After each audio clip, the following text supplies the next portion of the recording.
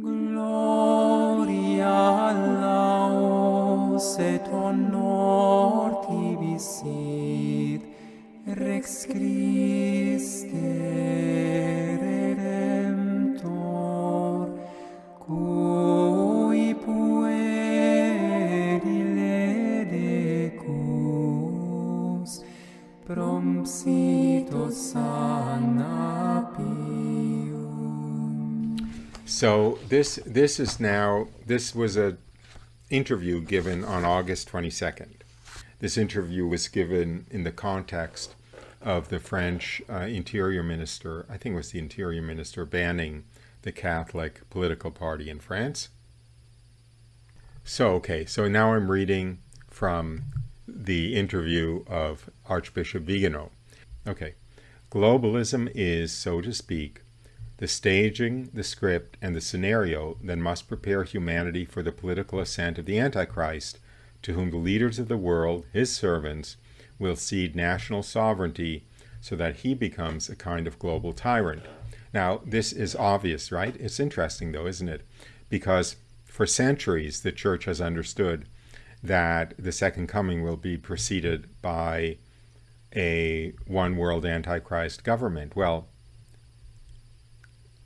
I don't know what people thought in the past, whether they thought the Antichrist would somehow unite all of the separate nations of the world, or whether the separate nations of the world would already be united in a one-world government when the Antichrist came and was put in charge of that government. However, Vigano is clearly suggesting that the melding of all the national sovereignties into one world government, one uber government, is in fact preparation for the coming of the Antichrist, so he can just step in the saddle and in one fell swoop be a global tyrant.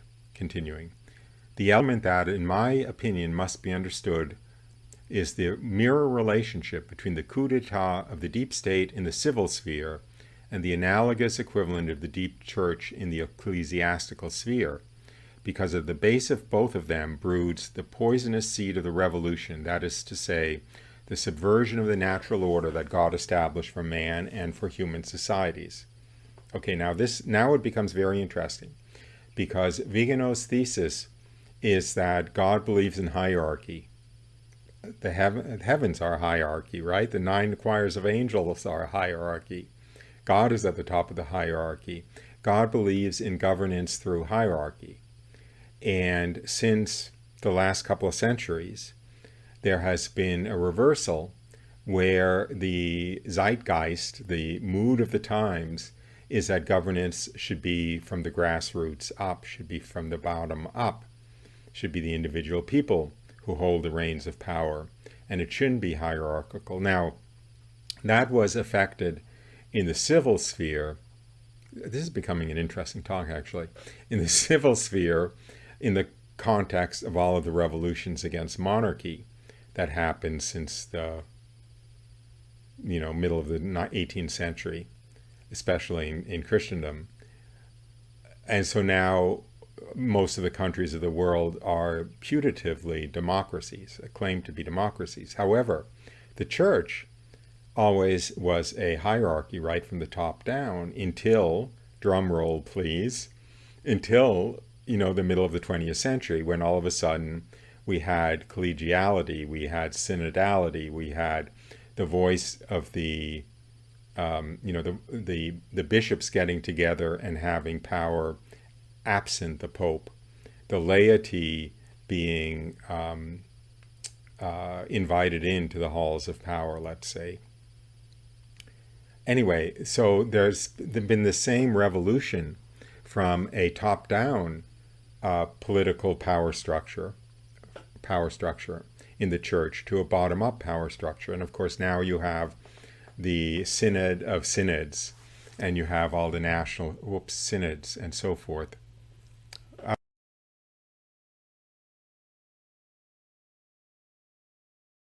Okay. The essence of globalism is satanic, and the essence of Satanism is globalist. because Satan's plan is to establish the reign of the Antichrist, allowing him to parody Christ's earthly life, to imitate his miracles with grotesque wonders, to lead crowds, not with the simplicity of truth, but with deception and lies. Globalism is, so to speak, the staging, the script, and the scenario that must prepare humanity for the political ascent of the Antichrist, to whom the leaders of the world, his servants, will cede natural sovereignty so that he becomes a kind of global tyrant. But the kingdom of the Antichrist is not created out of nothing. It is first necessary to erase what remains of the kingdom of Christ in the institutions, in the culture, and in the daily life of its citizens. Moral dissolution is one of the simplest means of subjugating the masses, encouraging them to vice, ridiculing virtue, and of course by destroying the natural family, the fundamental cell of society. Once the family is demolished, the children become commodities, products that those with money can order over the internet, fueling the vast and growing criminal network, not to mention the surrogacy industry. Divorce, abortion, euthanasia, homosexuality, and pansexualism, mutilation for gender transition have proven to be effective tools for eliminating not only the revealed faith, but also the most sacred principles of natural law. Now, I'm going to criticize my good friend A.B. Vigano here. He left out the foundation stone. He left out contraception from this list of things that eroded the natural law, eroded the revealed faith. They're all dependent on contraception. In other words, look, moral dissolution is one of the simplest means of subjugating the masses, encouraging them to vice, ridiculing virtue, and of course, by destroying the natural family. Now, okay, sure, the acceptance of promiscuity, the acceptance of fornication, has a tremendously erosive effect on the family. But until you had contraception accepted, you weren't about to have fornication very widely accepted. Until you had contraception accepted, all of this rejection of the church and of natural law started with the approval of contraception. Okay? And now we have total moral dissolution, right? 100 years ago, we don't have to go back that year. When I was a youngin' in the 1950s, contraception was illegal. Contraception was illegal. And fornication was illegal. And divorce was shameful. And anyway, the church's approval of contraception, it began, I guess, with the Lambeth Conference in the 1930s. The Protestant churches approved contraception, opened the way to fornication. It opened the way to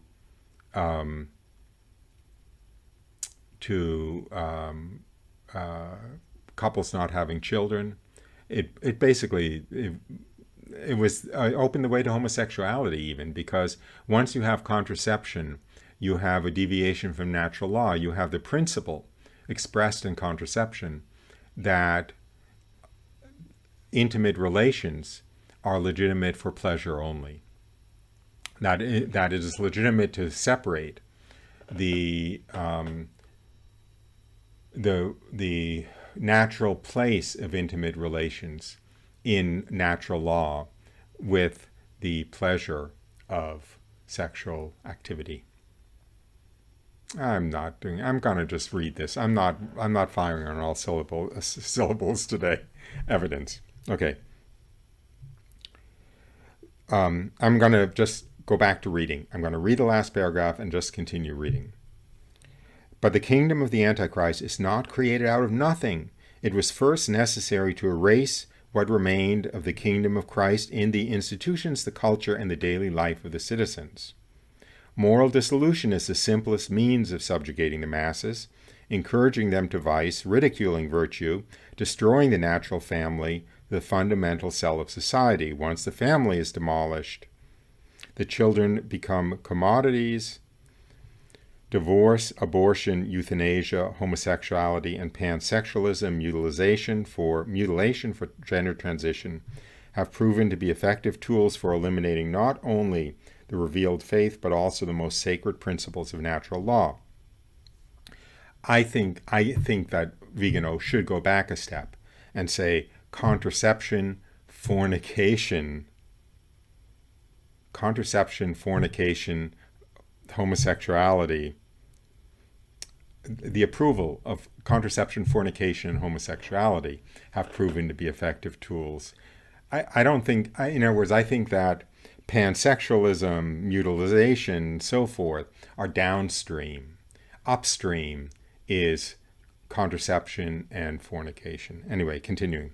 And it is indeed a religion, one that is being established with a woke ideology, a religion which, like the true religion, but with diametrically opposed goals, intends to impose itself in society, to imbue its dogmas into the institutions, the laws, the education, the culture, the arts, and human activities. The globalists apply the Catholic principles of social kingship, but proclaim Satan king of society. And now the quote for the rule of the reign of Christ the King. May the rulers of the world publicly honor and extol thee. May teachers and judges reverence thee. May the laws and the arts bear thy mark. These are the words of the hymn of Christ the King, but we see them applied blasphemously by the priests of the New World Order to their king, the prince of this world, and to the Antichrist in his time. Okay? Just think about that. Think of these words being addressed to Satan. May the rulers of the world publicly honor and extol thee. May teachers and judges reverence thee. May the laws and the arts bear thy mark. Okay, so this whole woke ideology business, this whole embrace of transsexualism, this whole embrace of having children mutilated to change their gender, supposedly, the whole embrace of homosexuality. You know, this isn't because Budweiser wants to sell more beer or whatever. This is the intentional undermining of the reign of Christ the King. This is the intentional undermining of the sovereignty of God. It's the intentional elevation of Satan onto the throne of Christ. These are tools to effect that. These are not ends in themselves. Okay, so you know, kind of raise your eyes or lower your eyes or whatever, but what we see playing out, you know, on the social stage, you know, whether you're reading newspapers or whether you're reading, you know, conservative websites or whatever, they're focusing by and large on the manifestations as the ends of the people involved, the perverted people involved. The homosexuals want to take over, or the homosexuals want more child victims for their homosexuality or whatever. But no, they are not really the agents, and they're not. The strategy is not about them. The strategy is about destroying the social fabric that has natural law and Christ at the top. Okay, this is cool because see, Vigano is doing a really beautiful job of drawing the parallel between the reign of Christ the King and the reign of the Antichrist, and the top-down control of society coming down from God, and this bottom-up control of society, which is being used as a vehicle to bring in the Antichrist. And now he comes to democracy, okay? And he claims, I think it's worth thinking about, he claims that democracy was always a fraud. Okay, so let me just read those two paragraphs. The censorship of information not aligned with the official narrative, carried out with the complicity of social platforms and the media, is the same century that 19th century, the same censorship that 19th century liberals condemned on their clandestine leaflets, but it was then applied to prevent the spread of philosophical errors and doctrines contrary to the true Catholic religion. Okay. When we had Catholic states, right, Christendom, blasphemy was illegal and heresy was illegal. You weren't allowed to print pamphlets saying that Christ was not divine or whatever. You weren't allowed to print pamphlets, saying that the Blessed Virgin Mary was not a virgin and so forth. There were censorship laws, okay? I've talked about this before. It is exactly the same. We have now the exact same return of the censorship laws, only as an expression of the reign of the Antichrist, not as an expression of the reign of Christ. And therefore, you're not allowed to say that homosexuality is immoral, for instance, or that is a mortal sin, or whatever the case may be. That the same structure of permissible speech and impermissible speech that had been in the hands of the Catholic Church to protect people's souls against blasphemy and heresy is now in the hands of the enemy in order to draw people's souls to perdition. Okay? And then he goes on now to democracy.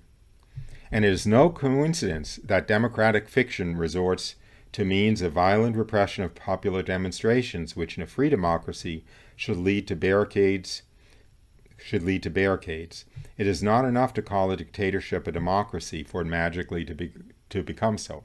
In other words, that our democratic governments today are actually dictatorships.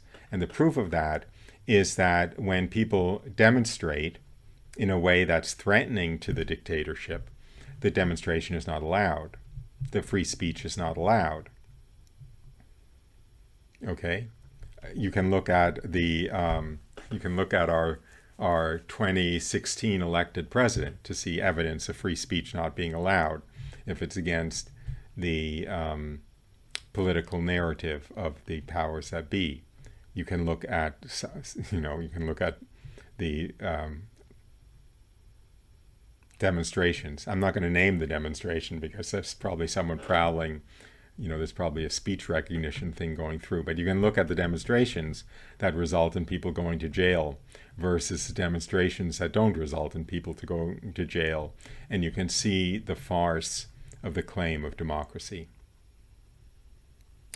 If democracy worked, they would not let citizens play with the farce of elections and the illusion of being represented in government. Okay? See, if democracy worked, the powers that be would never have allowed democracy. They allowed democracy because they knew it was simply another means of having a dictatorship. A means of having a dictatorship which would give people the illusion of being in control and therefore make them easier to control. If they allow democracy, it is because the Masonic oligarchy knows that it can control it through its emissaries placed everywhere. On the other hand, the Antichrist will be king, not president. He will exercise power in an absolute totalitarian dictatorial way, and those who believe in the fable of democracy will discover too late that they have been deceived. So I'm going to end there because I'm definitely have 2 feet over in D-Life territory now.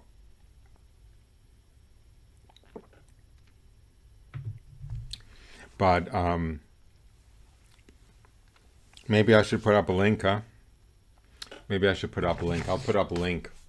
I'll put up a link, I guess, to the whole talk. But there you have it. It's very interesting. It's interesting stuff.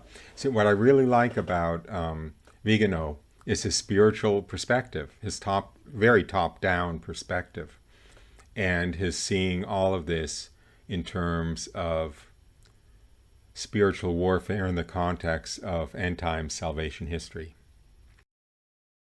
Gloria laus et honor tibi sit, Rex Christe Redemptor, cui puerile decus, prompsitos